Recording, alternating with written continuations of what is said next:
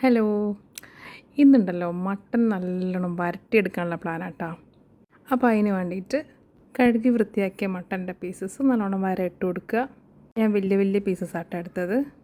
കുറച്ച് കല്ലുപ്പ്, മഞ്ഞൾപ്പൊടി, ഗരം മസാല, കുരുമുളക് പൊടി, ഇതൊക്കെ ആവശ്യത്തിനാട്ടോ. അതൊന്ന് വെന്ത് കിട്ടുമ്പോഴത്തേക്കുള്ള ആവശ്യത്തിന് കുറച്ച് മുളക് പൊടി, ചെറുനാരങ്ങ നീര്, ഇതൊക്കെ ഇട്ടിട്ട് നല്ലോണം കൈകൊണ്ട് പുരട്ടി കൊടുക്കുക.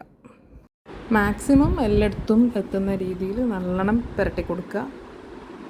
ഇനി നമുക്ക് കുക്കർ അടച്ചിട്ട് വേവിക്കാൻ വെക്കാം. എക്സ്ട്രാ 2 വിസിലും കൂടി വെന്താലും കുഴപ്പമില്ല, നല്ലോണം വെന്തോട്ടെ.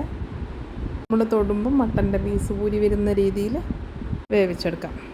ആ സമയം കൊണ്ട് നമുക്ക് വരട്ടാനുള്ള മസാല റെഡിയാക്കിയെടുക്കാം. അപ്പോൾ വേറൊരു പാൻ വെച്ച് അതിലോട്ടേക്ക് വെളിച്ചെണ്ണ ഒഴിച്ചു കൊടുത്ത് എണ്ണ ചൂടായി കഴിഞ്ഞാൽ അതിലോട്ടേക്ക് കുറച്ച്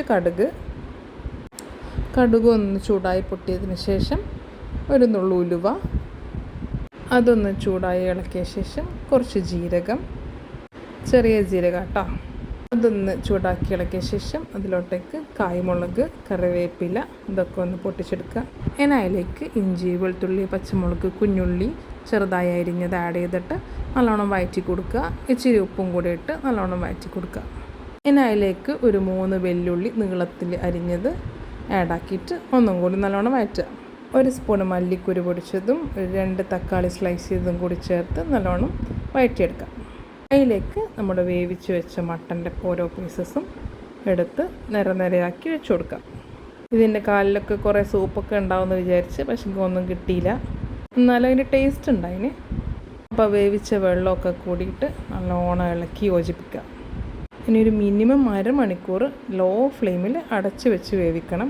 ഏകദേശം റെഡിയായി വന്നാൽ കുറച്ച് കുരുമുളക് പൊടി, കുറച്ച് ജീരകപ്പൊടി, കുറച്ച് ഗരം മസാല ഒക്കെ ഇട്ട് കൊടുത്ത് ഒന്നും കൂടി ഒന്ന് അടച്ച് വെച്ച് വേവിക്കാം. അപ്പോൾ നമ്മളെ മട്ടൺ വരട്ട് റെഡി ആയിട്ടുണ്ട്. നമ്മൾ ആഡ് ചെയ്ത എല്ലാ മസാലകളും നല്ലോണം വെന്ത് വരട്ടി വന്നിട്ടുണ്ട് കേട്ടോ. അപ്പോൾ ഇനി ലാസ്റ്റ് കുറച്ചധികം മല്ലിയിലയും കൂടെ ആഡ് ചെയ്ത് കൊടുക്കാം. അപ്പോൾ ഇത് കാണുന്നവർ ഒന്ന് ഉണ്ടാക്കി നോക്കട്ടോ.